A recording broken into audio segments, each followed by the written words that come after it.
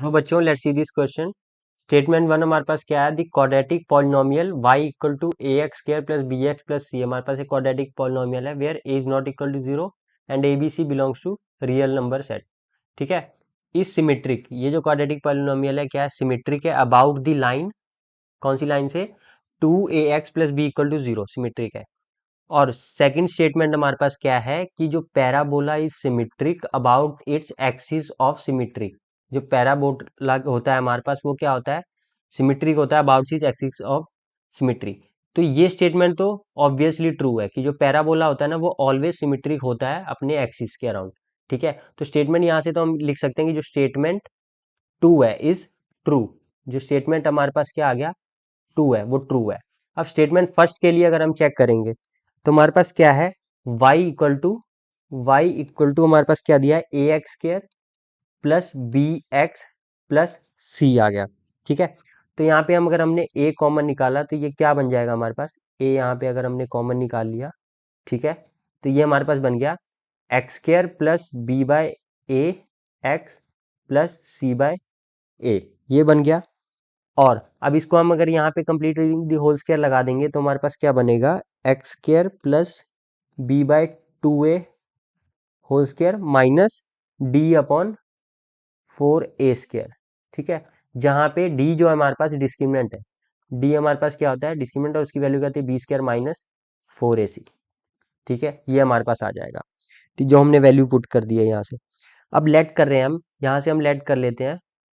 ठीक है, ये वैल्यूज हमारे पास क्या आ जाएंगी, अगर हमने इसको किया तो अब ये इक्वल टू वाई था पहले, तो इसको हम क्या करते हैं, ए को इधर रेसिप्रोकल कर लेते हैं, तो हमारे पास क्या बन जाएगा, ये हमारे पास बन जाएगा one by a into y plus d by four a, d by हमारे पास क्या आ जाएगा फोर ए।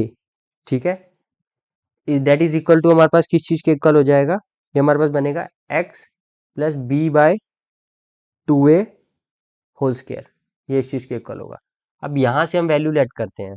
ठीक है, लेट कर लेते हैं यहाँ पे जो हमने लिखा x plus B by two a that is equal to हमारे पास किस चीज़ के इक्वल लेट किया हमने इसको, एक्स के एंड, ठीक है, y plus d by four a, ये हमारे पास किस चीज़ के इक्वल आएगा, कैपिटल वाई।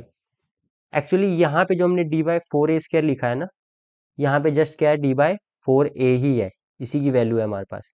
ठीक है, यही है।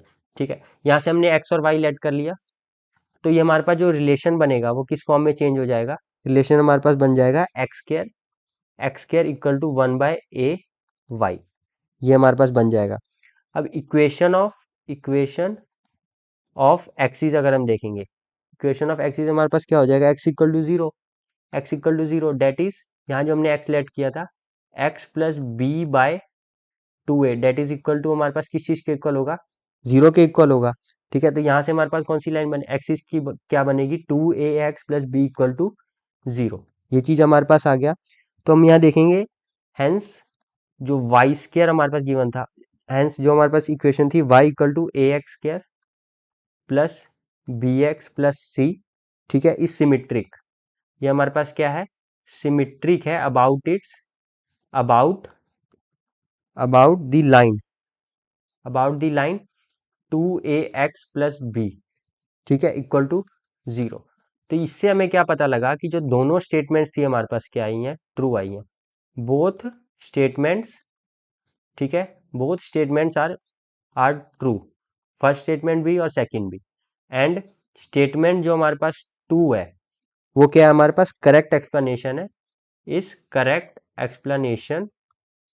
Explanation of statement one. ठीक है, ये हमारे पास क्या है, statement two is correct explanation of statement one, ये हमने कर दिया सॉल्व, दोनों स्टेटमेंट्स हमारे पास आ गई ट्रू। ठीक है, एंड जो स्टेटमेंट टू आया वो करेक्ट एक्सप्लेनेशन आ गया किसका, स्टेटमेंट वन का। I hope you have understood the question, best of luck.